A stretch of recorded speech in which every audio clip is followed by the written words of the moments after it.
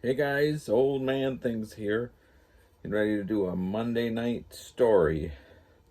So, I've got my 7LE673 alligator, and if you look at it, you can see how the greens already go. The light's terrible. See if that makes a difference. See how the green's coming off? This is the one I call the Mr. Toad in my Winning the Willows series. But if you got your pipes, light up. If you don't, that's fine too. You don't have to be a pipe smoker to watch my videos.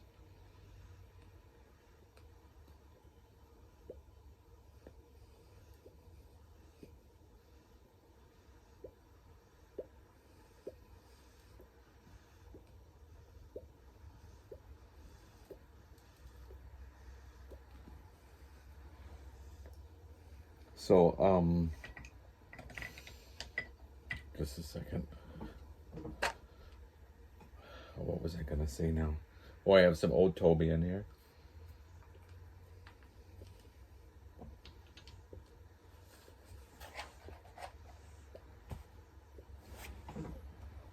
This one's gonna be a couple stories, maybe a few.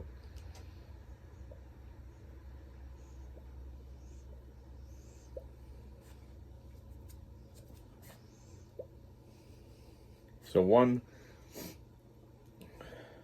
I had an old Uncle Harry, and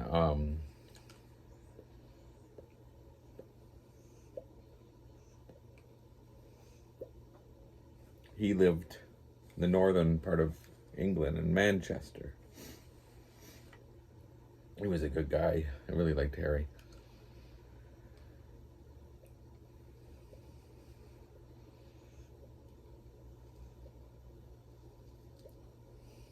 He used to like to bet on the horses.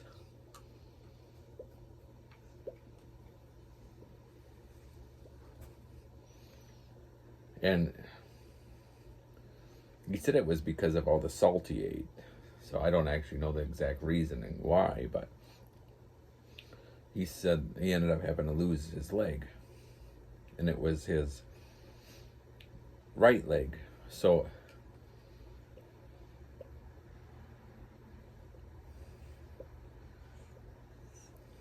he had his right leg taken off, and it really bothered him that he lost his leg. And he decided that he was going to have to sell his car because he thought there's no way I could drive without my right leg. So he put the car up for sale.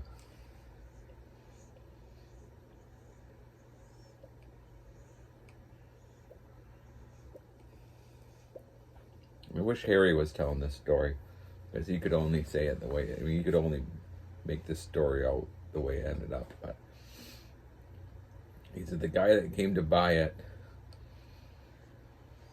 asked Harry why he was selling it. He said, because I lost my leg. And he showed him that he had a plastic, bottom part. So the guy that was buying the car said, rolled up his pants and showed him he had a plastic leg, gave him the cash, and drove off.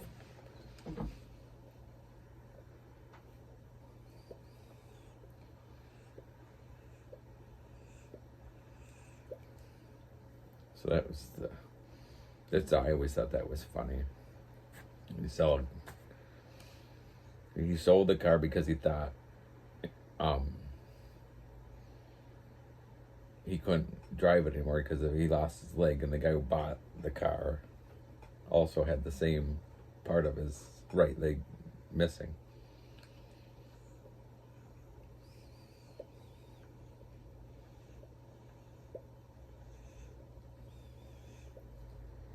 When I was a kid, I'd go and spend the summers with my grandparents in Canada.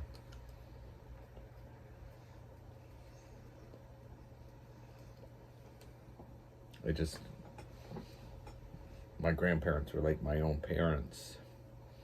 My grandpa, I think I've said it many times, is my hero in life. I used to wish that he was my dad. But anyhow,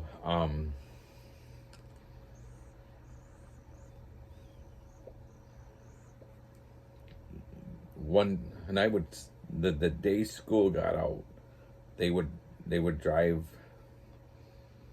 to get me, and then they would take me, and then they would stay like a day or two, and then they would go back. I would ride with them back to Canada, and I'd stay there until August. And they lived, when they first came to Canada, when they left England, they went to British Columbia, and then from Kitimat, British Columbia, and then they went from Kitimat, British Columbia to Paris, Ontario. And they lived in Paris, Ontario until I was maybe 6 or 7, and then they had land on a lake by North Bay. It was in Restoule, Ontario, near North Bay, Ontario, and it's a beautiful, beautiful house on a beautiful lake, sandy beach. So when my grandpa retired, they sold their house in Paris and they built this house. So I would go there and spend the whole summer, every single summer, at their place on the lake. And then when they started getting so old, because they were so far from the hospital, my mom's brother lived in Nova Scotia, near Halifax. So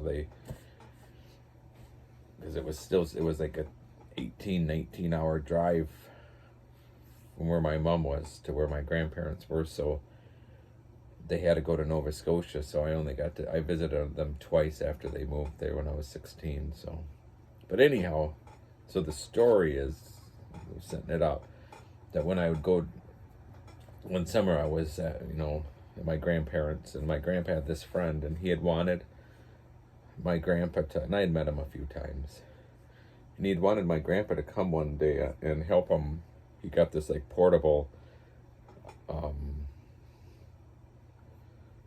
greenhouse, and asked my grandpa if he would go and help him set it up. So I asked if I could go with my grandpa to help him. So we went, and it was a hot, I think he lived in North Bay, so we would have had to go all the way to North Bay. But anyhow, it was a hot day, and this guy, and I can't think of the life of me, Jean, I think is what, he was French Canadian. Jean, I think is his name.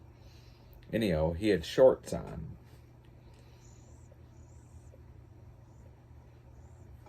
And he had shoes, and then, he had the socks up to his knees almost. But they were busy working, and he was on his hands and knees, and sometime his socks must have went down, and I noticed he had a scar that went from below his socks down to his ankles, and then it went up his hip. And I could notice when he would bend over that you could, because I started looking at this scar. It was like that thick scar right up from there all the way up. It was higher than I could see. So of course, being the dumb kid I was,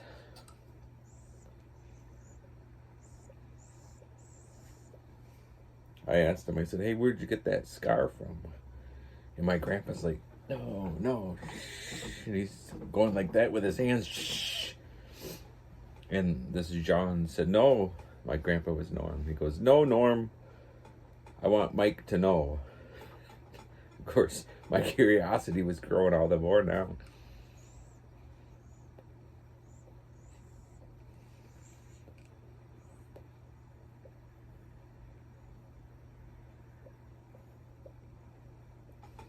He said let me light my pipe again. He said during the war, he was, maybe I don't either. He said during the war, he was stationed in the Pacific, like my grandpa. My grandpa was in the Pacific, in the Navy, Royal Navy. And so this Jean was in the Pacific, and he got captured by the Japanese. And he said he was a member, one of the ones that was on that the famous death march, and he had fallen.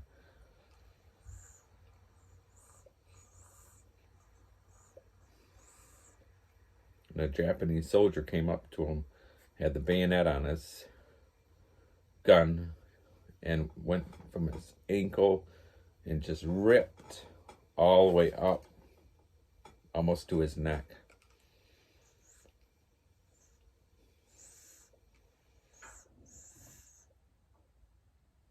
Just because he fell. And he said to me, he said, Mike, he said, I wish I could tell you that was the meanest thing a Japanese soldier did to me.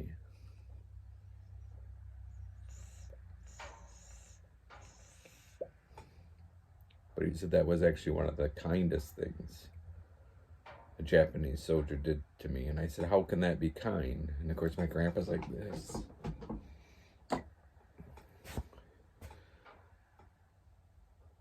And he said, because he did it without thinking. He said, the other things that were done to me, they gave it a lot of thought to make it all the more painful.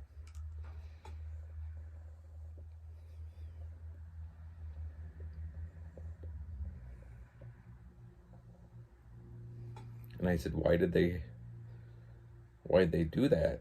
And he said, because they hated him. And I said, why did they hate you? Of course, at this point, I stopped looking at my grandpa going like that. He said, because we surrendered. And he said, we were no longer men in their eyes because we surrendered. And he said, they couldn't comprehend surrender if you were a man. So he said,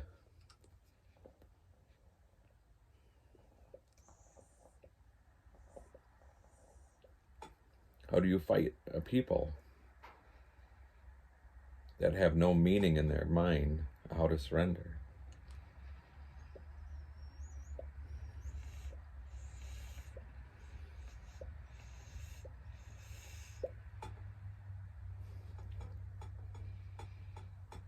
So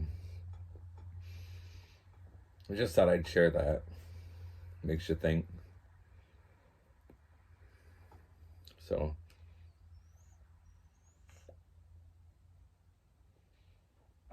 I always have asked different people about stories.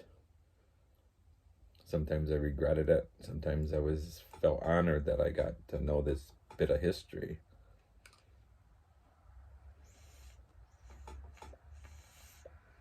But it is true. How do you fight?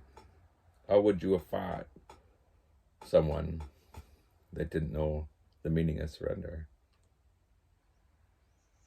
All right. Hope you guys had a good weekend. I'll see you on Wednesday for my Wednesday night rabbit. Keep your pipes lit. Stay safe, you guys. Bye.